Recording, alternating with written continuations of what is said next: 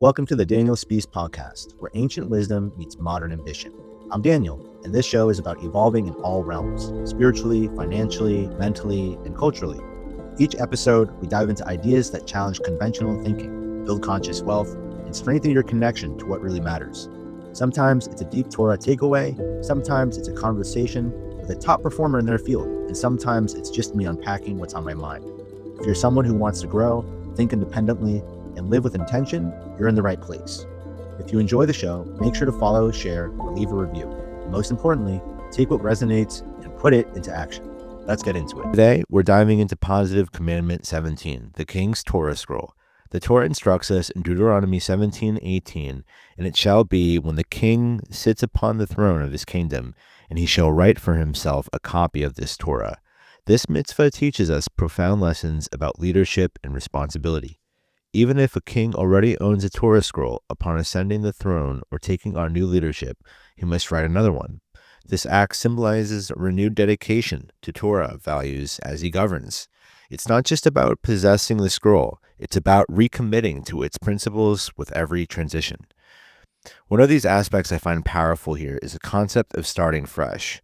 We all encounter new roles, becoming a parent, taking a leadership position, or stepping up in our careers. This mitzvah challenges us to actively reaffirm our values when we make these changes. Just as the king must write a new scroll, we should establish new commitments when our roles shift, ensuring that Torah principles remain central. Another key lesson is consistency in leadership.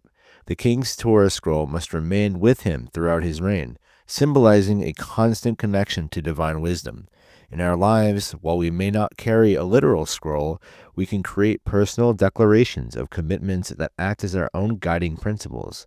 As we move into new phases, whether personal or professional, keeping our values at the forefront ensures that we lead with integrity and purpose. Life transitions are more than just role changes. They are opportunities for reflections. Writing a Torah scroll during a leadership shift is an intentional act that heightens our awareness of responsibility. Even when changes seem incremental, acknowledging them with mindfulness helps us ground our actions in Torah. When I reflect on my own life, I realize that transitioning into new responsibilities, whether as a father, a business leader, or a community member, requires intentional thought.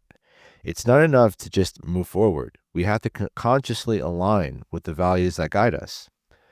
A king's role inherently comes with authority, but the Torah scroll represents some submission to divine authority. This mitzvah serves as a reminder that true leadership is not about asserting personal power. It's about humility and ongoing commitment to serve both Hashem and the community. In modern life, whether we're leading a team or guiding our families, the principles remain. Leadership requires humility.